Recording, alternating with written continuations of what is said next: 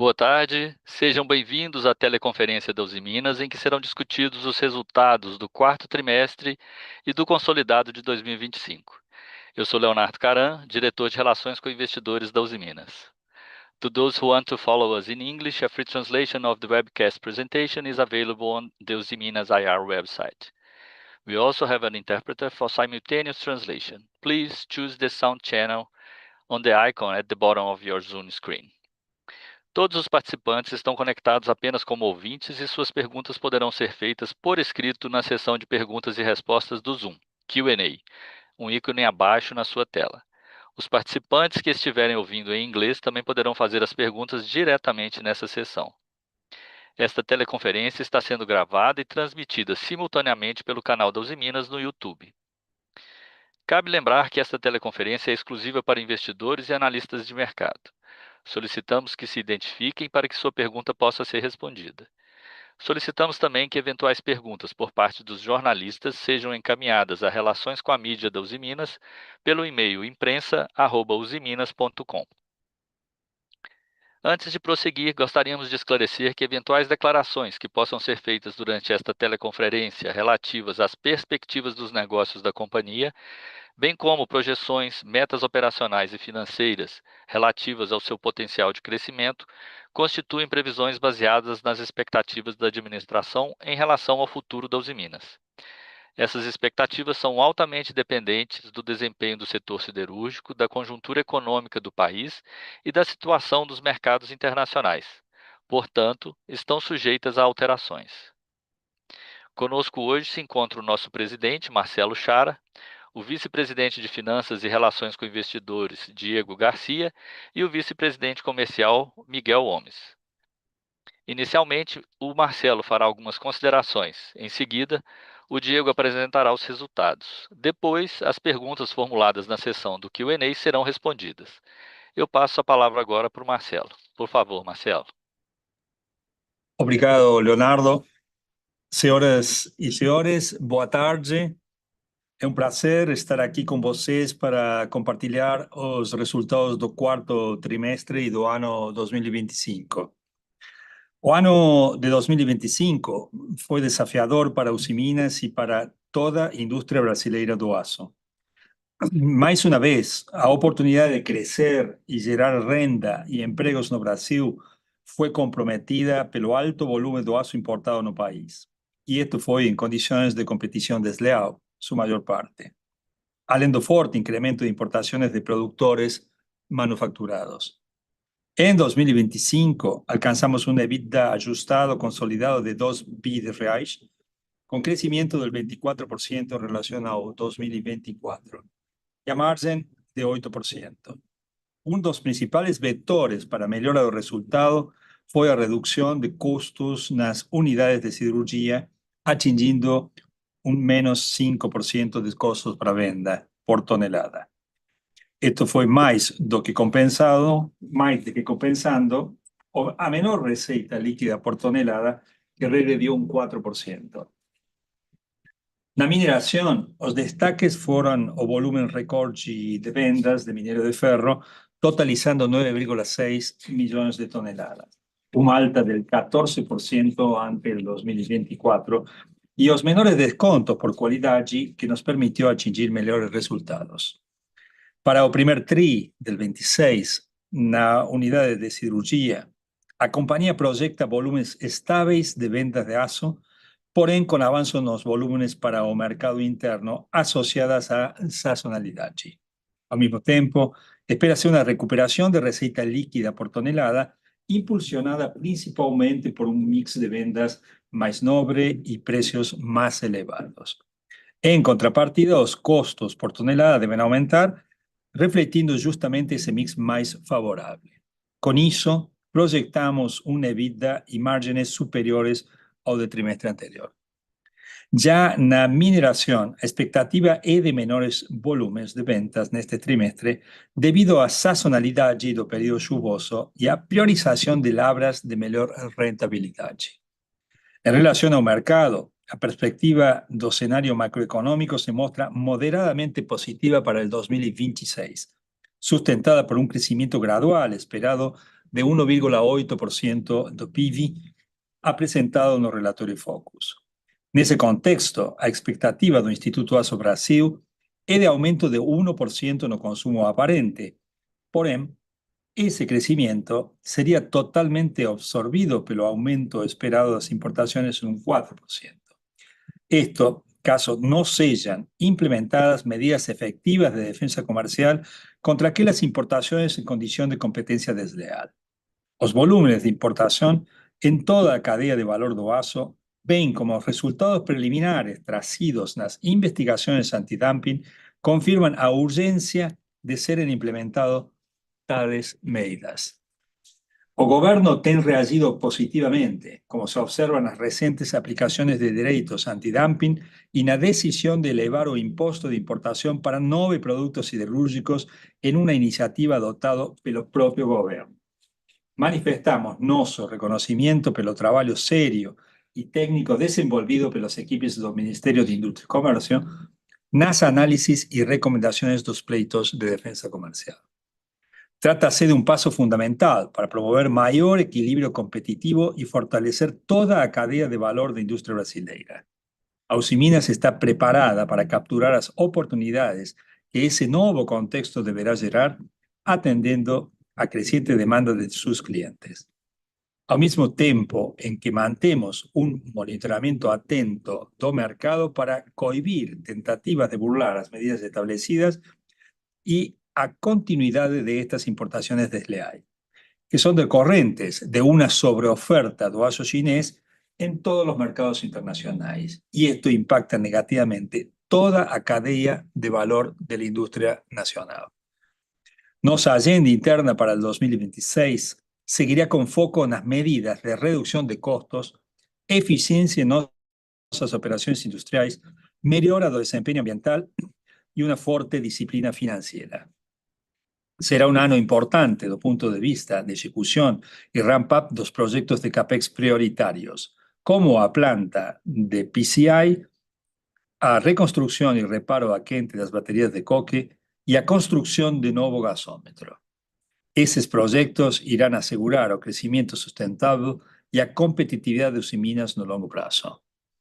Aproveitamos para agradecer a todos os nossos colaboradores pelo empenho e engajamento, assim como aos fornecedores, clientes, accionistas e a comunidade pela confiança e pelo sólido relacionamento construído nos últimos anos, e mantemos a confiança de que 2026 será um ano melhor. Muito obrigado.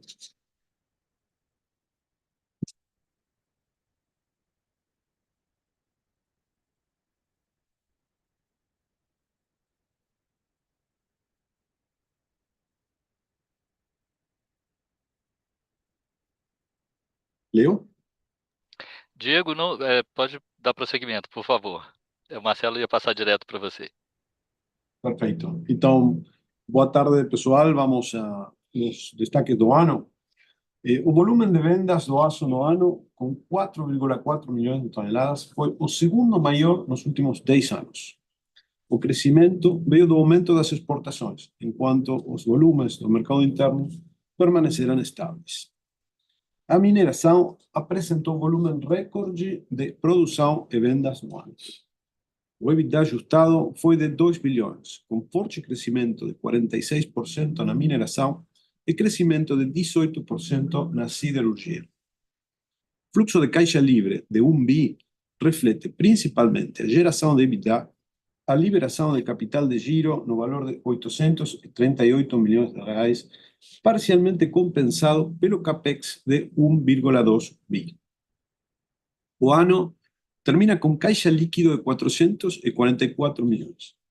Resultado da geração de fluxo de caixa livre e efeito positivo da valorização do real frente ao dólar nativo. A variação da dívida líquida no ano foi de 1,4 bi. Vamos para a próxima.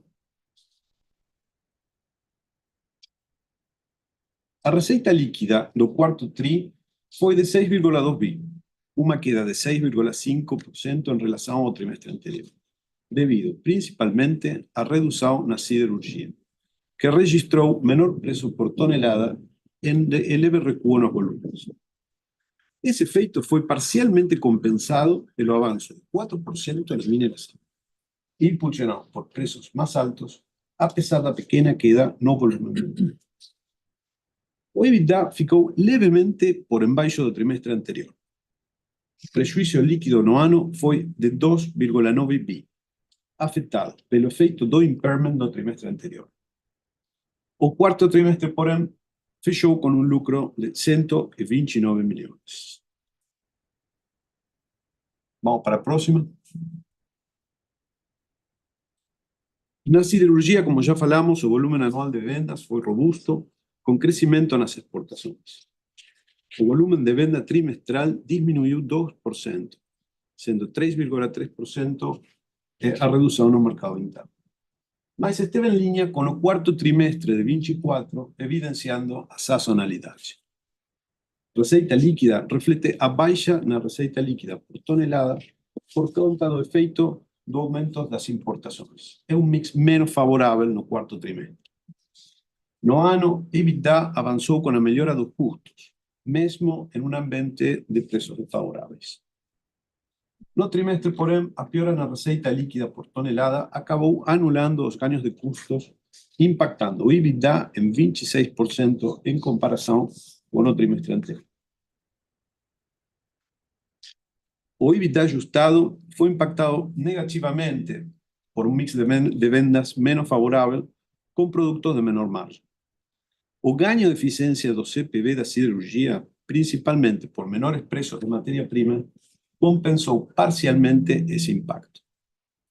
Adicionalmente, no terceiro trimestre, tivemos uma venda extraordinária de imobilizado, fato que não se repetiu no quarto trimestre.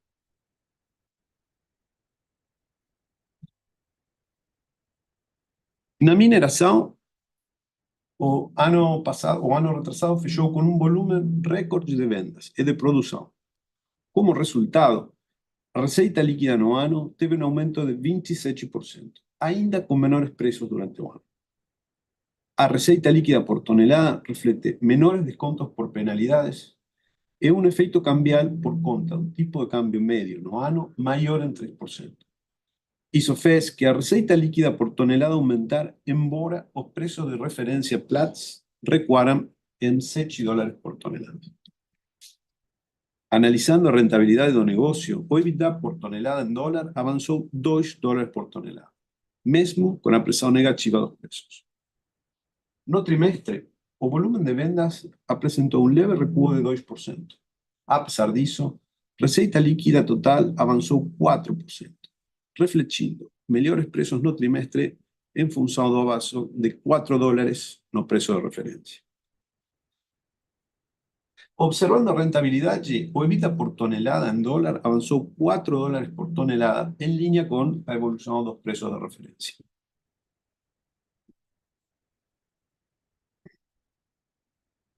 Já nos indicadores financeiros, no trimestre, o fluxo de caixa operacional líquido foi de 1,1 bi, reflexo do EBITDA de 417 milhões, além da redução de capital de giro de 576 milhões. A variação do capital de giro foi composta principalmente por uma redução em contas por receber, um aumento em contas por pagar de 193 milhões e uma redução em 161 milhões em estoques. O CAPEX do trimestre foi de 372 milhões. Assim, alcançamos 1,2 bilhões no ano, em linha com o guidance fornecido ao mercado, que era entre 1,2 e 1,4. Assim, o fluxo livre de caixa no trimestre foi de 744 milhões. No ano, o fluxo de caixa livre foi de 989 milhões, refletindo principalmente a geração de EBITDA e a liberação de capital de giro que falamos já anteriormente. E foi parcialmente compensado pelo CAPEX de 1,2 bi. No trimestre, passamos de uma dívida líquida de 327 milhões para uma caixa líquida de 444 milhões, refletindo o fluxo de caixa livre de 744, que já mencionamos. A dívida bruta aumentou cerca de 100 milhões pela valorização do dólar frente ao real no final do período. No ano, tivemos uma redução significativa de 1,4 bi na dívida líquida, produto dessa forte geração de caixa, encerrando assim com uma alavancagem negativa em 0,22. Assim, Usiminas encerra o ano com um perfil de dívida muito sólido, sem vencimentos importantes até 2028. Leo? Obrigado, Diego. Obrigado, Diego. Passamos então agora à sessão de perguntas e respostas. Marcelo, nossa primeira pergunta vem do Gabriel Barra, do Citi, do Márcio Farid, do Goldman Sachs. Eles perguntam sobre o compactos e a mineração. O Gabriel fala o seguinte: com as recentes mudanças na estrutura acionária da empresa, como devemos analisar o cronograma de CAPEX para a Musa e a decisão sobre investimentos? E o Márcio completa perguntando se tem algum update do projeto Friáveis da Musa. Por favor, Marcelo. Boa tarde a todos. Digamos, no hay mudanza. O sea, diría la respuesta, sin mudanzas, tenemos un plano robusto, una visión estratégica de corto, medio y largo plazo, y seguimos avanzando con nuestras voluntades. Estamos en proceso de licenciamiento con el compacto, con lo cual durante este año deberíamos tener novedades para ver las posibles instrumentaciones. Y respecto de proyectos de friables, lo que puedo mencionar que estamos haciendo una revisión constante, permanente de nuestra estrategia de exploración, así como de labra, y hemos conseguido generar sinergias importantes y eficiencias importantes para extender la vida de friables. Con lo cual también somos confiantes en que las perspectivas para el corto y medio plazo es de tener una continuidad, digamos, eficiente en materias de friables. Obrigado, Marcelo. Próxima pergunta, Miguel vai ter uma série de perguntas agora sobre o antidumping. Nós vamos quebrá-las. Desculpa, estava no mudo. Tem uma série de perguntas, Miguel, sobre antidumping. Vou tentar quebrá-las aqui em alguns blocos para a gente poder ser mais efetivo. O Gabriel Barra, do Citi, o Guilherme Nippes, da XP, perguntam: com a aprovação dos antidumpings, o que esperar para laminados a quente, que devem ser aprovados até o final do ano? E o Guilherme, basicamente, é a mesma pergunta. Poderia ver alguma definição desse pedido? Por favor, Miguel. BQ. Obrigado, Leo. Boa tarde, Gabriel, Guilherme. Como Marcelo falou, muito importante a notícia ou a definição publicada ontem em relação a medidas definitivas para o laminado a frio e o galvanizado. Como nós vimos falando nos diferentes calls, não tínhamos muita certeza sobre a solidez dos diferentes processos que iniciamos de denúncia de dumping contra a China. Y finalmente, esa solidez dos casos fueron confirmadas por las definiciones de las medidas definitivas publicadas ontem. Mismo escenario esperamos con el laminado a quente. Lembrando que el laminado a quente, según la publicación preliminar publicada por Odecon, estaría finalizando, o el cronograma previsto para finalización de las medidas definitivas sería en torno de julio de ese año. Lembrando también que a data limite, pero la normativa estaría en torno a diciembre. Dada la importancia de las medidas y el alto impacto que tienen esas importaciones na siderúrgica en un mercado brasilero, a gente está confiante que podemos finalizar ese proceso a mediados de ese año. Obrigado, Miguel. Nossa próxima pergunta também, Miguel, de antidumping, o Ricardo Monegaglia, do Safra, o Marcelo Arazi, do BTG. Na visão de vocês, os dumpings começam a valer a partir de quando? E o Marcelo Arazi pede para detalhar quais foram as tarifas aplicadas ontem e quais implicações podemos esperar para frente. Por favor, Miguel. Olha, a medida aplican a partir de su publicación. Dado en ese sentido, a medida para laminado a frío aplica a partir del día de hoy. A aplicación da bobina dos revestidos aplicarían a partir de su publicación. A gente espera que a más tardar seja a próxima semana. Os impactos deberían ser muy positivos para el sector y para un mercado. En un sentido, cuando a gente observa las importaciones de China de estos dos productos, superan 1,5 milhão de toneladas los últimos 12 meses. En ese sentido, a gente tendría mayores posibilidades de venda para todas las siderúrgicas locales y Usiminas estaría preparado para atender parte de ese mercado.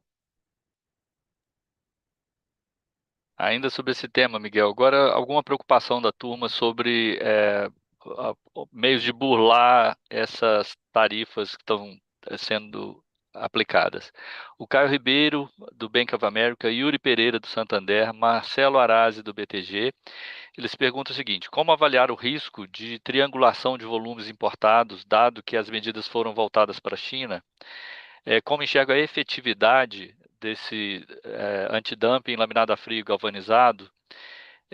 O Marcelo fala aqui ainda que estamos vendo algum volume sendo redirecionado via Vietnã. Como vem esse risco de triangulação?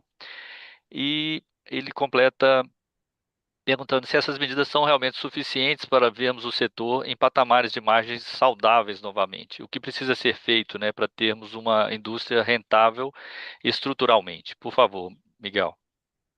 Sin duda, el primer paso de las medidas definitivas publicadas ontem es muy importante y muy relevante para comenzar a corregir a distorsión gerada por esas importaciones en condiciones de competencia desleal.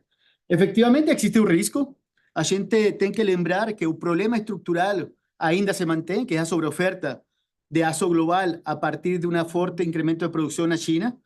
Las exportaciones de China el año pasado superaron a 130 millones de toneladas, lo cual generó una serie de impactos negativos de diferentes mercados.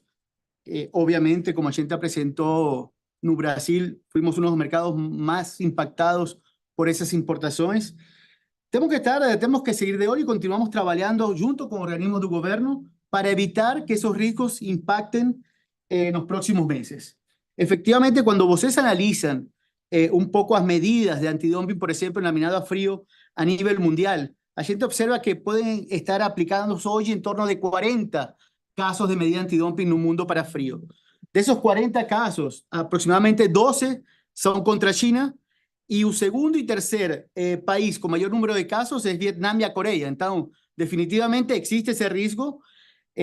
Precisamos continuar monitorando. Estamos trabajando junto con los organismos do MEDIC, de CONI, CAMEX, justamente para evitar esos riesgos a futuro, y la gente está confiante que el gobierno, a partir de la definición de ontem, está entendiendo perfectamente bien la situación crítica del sector y del mercado siderúrgico mundial.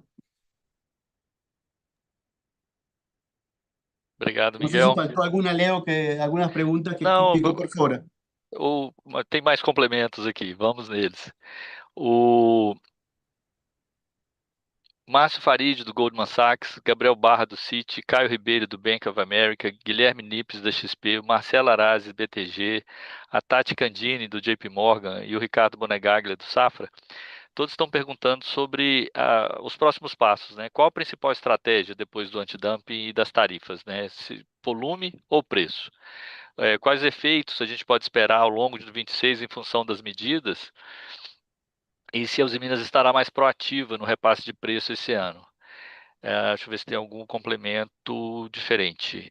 E o Ricardo pergunta como a combinação de aumento de tarifa de 25 para alguns NCMs e o dumping, como é que eles afetam essas discussões de preço e se tem já algum impacto no número de pedidos com essas alterações.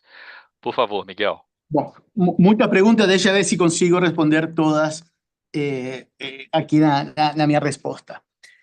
Vamos primero para el mercado. A gente espera un mercado 2026, segundo publicación de Aço Brasil, con un crecimiento del consumo de aço plano en torno de 1%, bastante alineado a lo que es expectativa del crecimiento del PIB.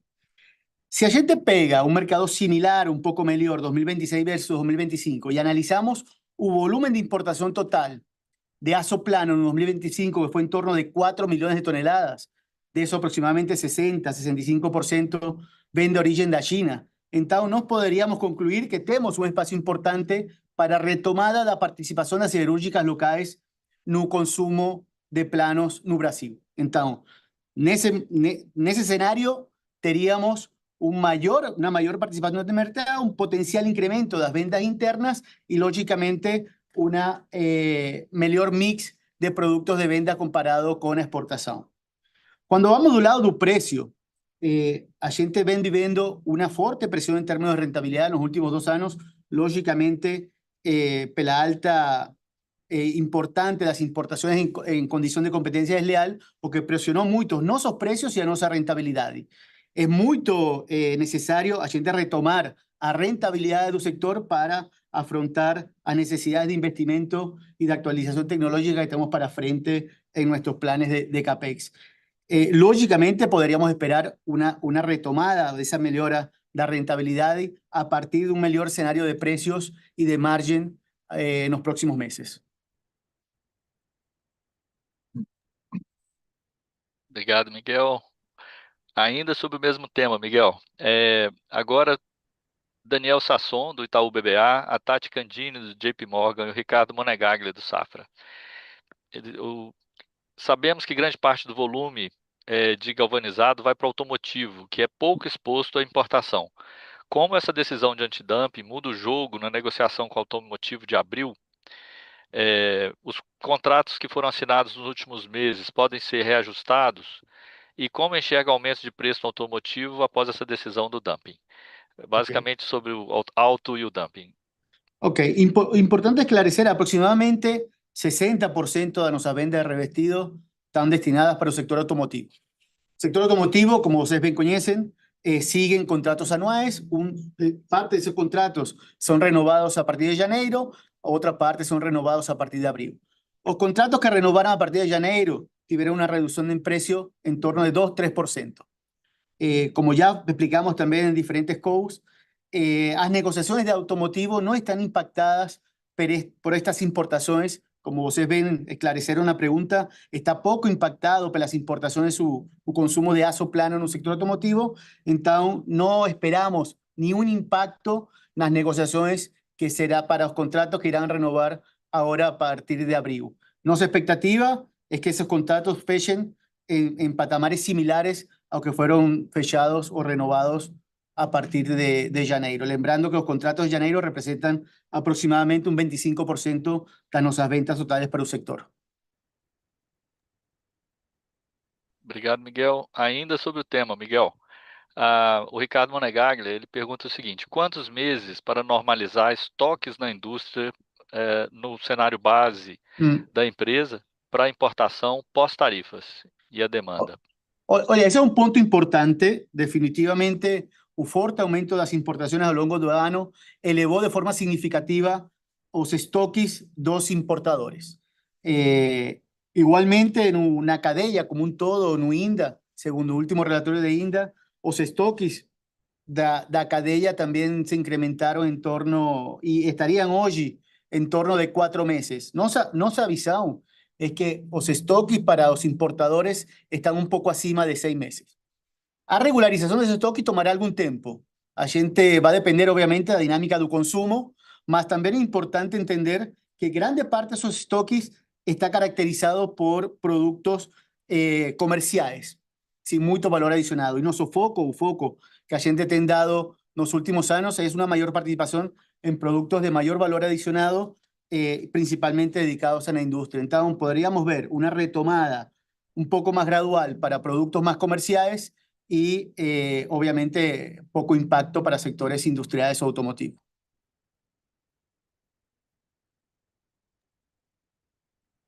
Miguel, ainda sobre o tema, o imposto de importação. O Caio Ribeiro, do Bank of America: existe espaço hoje para pedir ao governo aumentos da tarifa para 25% para mais NCMs? Por favor, Miguel. Olha, a gente recibió con mucho optimismo y de forma muy positiva una definición de oficio del gobierno de elevación de nuevas NCMs relacionadas a nuestro sector. Sin duda, el gobierno hoy está analizando diferentes herramientas para mitigar el impacto que tengan las importaciones en condición de competencia desleal en todos los sectores. uno descartaría o uso de esa ferramenta a futuro para minimizar los impactos o riesgos que fueron comentadas en preguntas anteriores de triangulación o circunvention de otros orígenes.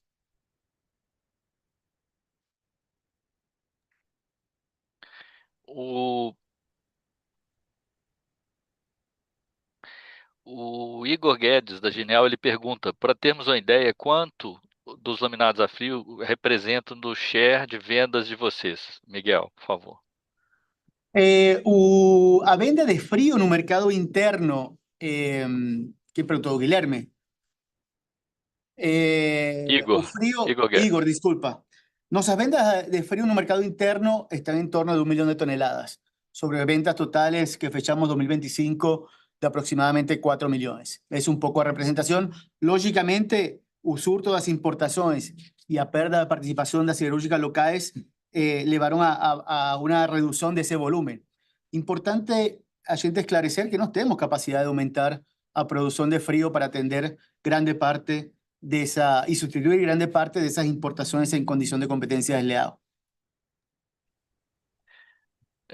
Marcelo, ainda sobre o tema, mas com um foco mais na operação aqui, o Igor Guedes, da Genial, ele pergunta o seguinte, vocês esperam que esses conjuntos de medida antidumping podem melhorar de fato a demanda doméstica a ponto de vocês reativarem alto forno que está desligado, como o alto forno 1, em Patinga?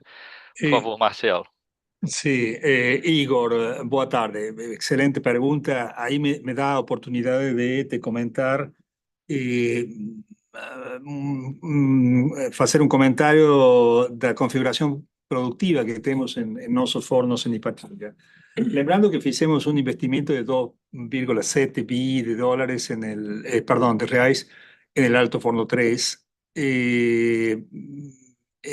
Con esta reforma, y todo el proceso de ramp-up, sumado a que estamos terminando proyectos de inyección de PCI, Powder Coal Injection, que es inyección de combustibles por las ventaneiras do Alto Forno 3, que nos va a permitir aumentar la inyección de todo el sistema de fornos que tenemos.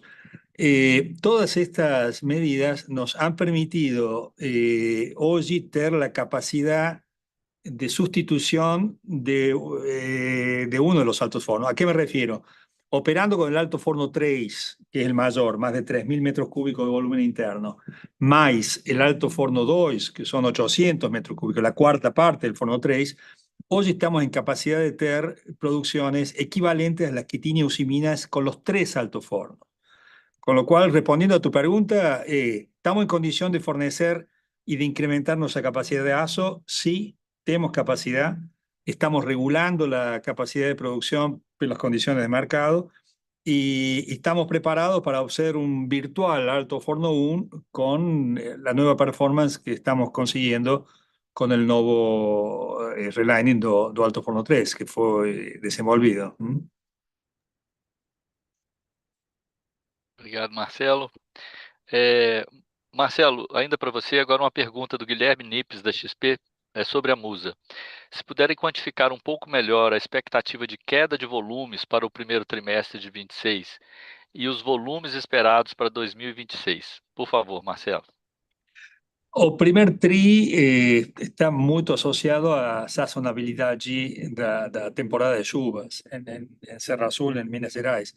Y este año están intensas. Eso afecta a logística, a labra, a escoamiento, con lo cual está alineado. Y para el año lo que estamos previendo es una alineación plena a la evolución de dos indicadores del mineral de ferro. Nos hemos desenvolvido un sistema de operación bien flexible en Amusa que nos permite definir rotas de operación con costos marginales muy bien identificados, de forma tal que si vemos condiciones de precio que nos favorecen una producción y venta plena, faremos uso de ella. Entonces, es algo que iremos monitoreando durante el año, esta evolución, y adaptaremos la producción a esta dinámica de mercado. Obrigado, Marcelo. Diego, sobre alocação de capital, temos aqui perguntas do Daniel Sasson, do Itaú BBA, a Tati Candini, do JP Morgan. Vocês voltaram a ficar caixa líquido. Qual a cabeça para alocação de capital de agora para frente? Tem espaço para melhorar a estrutura do balanço? E se teria também espaço para mais investimentos? Por favor, Diego. Muito obrigado pela pergunta. Respeito da alocação de capital, a gente já fez guidance de CAPEX de 1,6 bi, na casa de 1,6 bi, que é uma quantidade substancial. No temos outros CAPEX ainda digamos, aprovados. Não sei, Marcelo, aí, se você quer dar algum color sobre o tema de compactos, mas acho que não temos muito mais para falar sobre isso. No, digamos, complementando lo comentado por Diego, nos ahora hemos terminado el ciclo de investimentos vinculados principalmente a lo que es altos fornos y circuitos auxiliares. Hoy tenemos un gran proyecto que fue aprobado, mencionamos el PADAPI de la batería de coque número 4 de 1,7 bi, que nos va a permitir autosuficiencia de coque en los próximos 3 años. Al final, finalizando ese proyecto, sumado al hot repair que estamos haciendo en la batería 3, que está funcionando en forma excepcional, con un excelente impacto en la reducción de emisiones. Tenemos, digamos, una medida clara de emisiones récord de vallas en la historia de Usimina, con lo cual puedo les transmitir que nuestro foco en el desempeño ambiental ha ido acompañando una gestión clara y prioritaria en términos industriales, así como el ter ido capitalizando estos investimentos para fortalecer, hacer más robusta nuestra gestión industrial, nuestra gestión ambiental. Tenemos el proyecto de PCI, Powder Coal Injection, que ya mencioné del alto forno. Estamos terminando durante este primer semestre, como mencioné en la cola anterior. Y tenemos el nuevo gasómetro, con lo cual este CAPEX de orden de 1,6 bi, mencionado por Diego, de 1,4, 1,6 bi, está totalmente alineado a nuestra estrategia de mejorar desempeño ambiental, costos y competitividad. Y respecto del proyecto compacto, como ya mencioné en un inicio, la intención es seguir con el licenciamiento ambiental y durante el 2026, hacia finales, veremos cómo dar continuidad. Sí tenemos, así como mencioné al comienzo, clara visión de que Amusa es un activo estratégico para nosotros y estamos enxergando, digamos, ver la continuidad de toda la operación en largo plazo, ¿no? Obrigado, Marcelo. Você até respondeu a próxima aqui, que seria do Rafael Barcelos, do Bradesco, ele, sobre a abertura do guidance que nós demos, um pouco mais falar sobre o CAPEX de 2026. Então, Diego, sobre fluxo de caixa, o Guilherme Nippes, da XP, o Rafael Barcelos, do Bradesco BBI, pergunta o seguinte: o fluxo de caixa livre veio forte no trimestre, com a linha de contas a receber e capital de giro ajudando bastante. O que poderíamos esperar olhando para frente? Ainda tem algum espaço para melhoria vindo dessas linhas? E o Rafael completa perguntando como devemos pensar o capital de giro da Usiminas em 2026. Por favor, Diego. Respondendo às duas juntas, eu acho que a gente chegou a nível de capital de giro que vai manter estável e a futuro vai se modificar por efeito dos preços e volumes, mas não seria razoável pensar que vamos ter um novo ano com uma liberação de capital de giro como foi 2025. Obrigado, Diego. Marcelo, sobre estrutura produtiva, o Carlos de Alba, do Morgan Stanley, ele pergunta o seguinte: dado o footprint da Ternium nas Américas, a Usiminas considera investir em um forno elétrico no Brasil, talvez em Cubatão? Por favor, Marcelo. Sí, digamos, Cubatão tiene una particularidad. Su upstream fue delegado a varios años atrás mas tiene un downstream que es excepcional. O la minadora quente de Cubatao es uno de los más modernos de las Américas. Un laminador que tiene ya un poco más de 10 años de operación, mas tiene un estado de manutención y hemos hecho un enorme esfuerzo de actualización tecnológica con el cual claramente es un activo interesantísimo para maximizar y atender todas las demandas del mercado local en todos los segmentos, industriales, oil and gas. Complementar con un forno eléctrico implica, digamos, tem que ter un justificativo muy claro de crecimiento no volumen.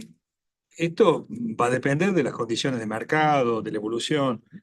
Visto hoy cómo está la situación, con el enorme impacto de las importaciones y el bajo crecimiento del consumo aparente en Brasil, y algo que tenemos en cartera no está en visión en el corto o medio plazo.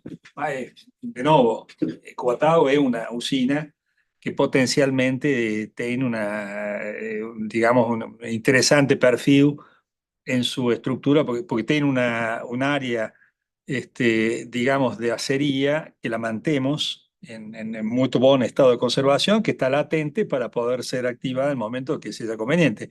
Más no es algo que nos podamos, de perto, poder enxergar en el corto ni medio plazo. Obrigado, Marcelo. Miguel, algumas perguntas sobre as negociações com o automotivo. O Guilherme Nippes, da XP, o Emerson Vieira, do Goldman Sachs. Como foram as negociações com o setor automotivo em janeiro de 26 e o que esperam para abril de 26? E qual o outlook e time para revisões contratuais do segmento automotivo? Por favor, Miguel. Obrigado, Guilherme y Emerson. Como falamos anteriormente, los contratos contratos automotivos que renovaron ahora a partir de janeiro fecharon con una reducción de precio, un desconto en torno de 2-3%. Lembrando que esos contratos representan aproximadamente 25% del total de ventas del sector automotivo de Usiminas. Para los contratos que renovan a partir de abril y que están en negociación actualmente, nuestra expectativa es fechar en patamares similares a los fechados en los contratos de janeiro. Estos contratos, la mayoría de los contratos, continúan siendo con una vigencia anual, algunos de ellos con alguna revisión semestral.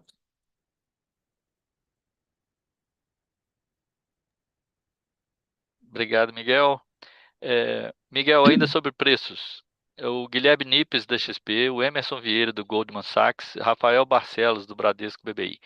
Como estão vendo a performance doméstica de preço ao longo do primeiro trimestre de 26 e como esperam o mix de vendas para esse trimestre? Se puderem segmentar a performance entre setores, distribuição, indústria, seria bom. O preço, o Emerson completa falando que o preço do quarto trimestre foi afetado pela mudança de mix. Essa mudança de mix esperada já está acontecendo em janeiro e fevereiro ou há uma expectativa de normalização apenas em março? E o Rafael pede para entender um pouco mais a magnitude da evolução de preço médio e rentabilidade no primeiro trimestre de 26. Por favor, Miguel. Ok. Fueron implementados aumentos de precios para el sector de distribución a partir de janeiro en torno de 5%. Para el sector industria, la mayoría de los contratos fueron renovados a partir de janeiro, siguiendo a tendencia de los aumentos de precio de distribución del cuarto trimestre. Lembrando que siempre estos contratos tienen un desfasaje en torno de 3 meses. Ya para el sector automotivo, como fue comentado anteriormente, hubo un desconto en torno de 2-3% para una parte pequeña de esos contratos que renovaron a partir de janeiro. En relación a un mix, nos esperamos una normalización de un mix de nuestras ventas para un mercado interno a partir de ahora de este primer trimestre, voltando a un mix de venta histórico de Usiminas que podríamos clasificar como un tercio de ventas para el sector automotivo, un tercio para el sector distribución y otro tercio para el sector industria. Yo acho que un poco eso da un poco de cor para ustedes sobre la expectativa de este primer trimestre. En torno a, falaban de normalización a partir de janeiro o marzo, yo acho que es público, la mayoría de las montadoras retornaron de ferias colectivas a partir de la segunda quincena de janeiro, entonces ya la gente comienza a observar a partir de janeiro esa normalización no mix de venda de Usiminas. Obrigado, Miguel. Diego, agora temos uma sessão aqui de perguntas sobre custos.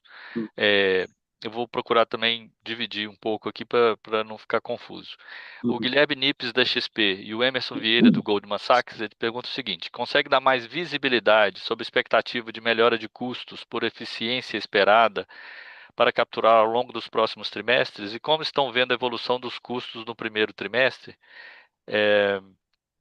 E o Emerson completa basicamente a mesma coisa. O que podem comentar sobre espaço para contínuo ganho de eficiência em custo? Por favor, Diego. Respecto do próximo trimestre, como Miguel falou, com a normalização do mix de vendas, a gente vai ter aumento de custos por estar vendendo material de maior valor. Eso va a estar más do que compensado pela receita por tonelada y por eso que o outlook es favorable para el próximo trimestre. Con respecto aos ganhos de eficiencia, es uno de nuestros objetivos continuos, ¿no? Então, no sé, Marcelo, ahí si você quer falar alguna cosa en particular. No, solo complementar, tal como menciona Diego, nuestro foco fundamental en la mejora de eficiencia en los procesos industriales principalmente. Durante este semestre y ya estamos testando el sistema de inyección de carbón de las ventanas de alto forno, con lo cual iremos sustituyendo progresivamente una parte importante de consumo de coque, pelo carbón. Y esto genera una importante eficiencia y reducción de costos. Diría que durante el 2026 vamos a seguir consolidando este tipo de proyecto que nos permita ir mejorando nuestro costo para venta en forma sistemática, estar mucho más robustos en términos de rentabilidad. Obrigado. Com isso, a gente respondeu também uma pergunta da Tati Candini, do JP Morgan, que era sobre essa pressão de custo mencionada no primeiro trimestre. Diego, ainda sobre custos, o Rafael Barcelos, do Bradesco BBI, e o Igor Guedes, da Genial, eles perguntam o seguinte: como o recente aumento nos preços de carvão deve afetar os custos? A contração do CPV, né, do custo de venda por tonelada, foi um pouco mais forte que esperávamos. Alguns insumos passando pelo P&L comprados anteriormente a preços mais baixos. O carvão voltou a subir. Como vocês estão olhando os custos para frente? Quanto tempo esse lag de passar custo mais baixo no resultado dura? Diego. Para o próximo trimestre, a gente não está vendo esses efeitos. Os efeitos da suba do preço do carvão seguramente vão começar a se sentir no segundo tri. Porque são coisas que a gente está comprando agora, que vão chegar um pouco mais para frente, e por conta da nossa contabilização de custo promédio, não vão ter efeito no primeiro tri, vão ter seguramente um efeito no segundo. Obrigado, Diego. Diego, ainda para você, uma pergunta de uma pessoa física, Neubert Nassif, ou Neubert, não sei, desculpa. A remuneração ao acionista. Tem alguma previsão para remunerar os acionistas, Diego? Ano passado tivemos prejuízo muito importante por conta do impairment, e por conta disso a gente não está prevendo por enquanto dividendo respeito do ano passado ou respeito dos lucros acumulados, mas sempre vamos avaliar a situação da companhia e por supuesto, dos nossos alvos continuar com a remuneração dos acionistas.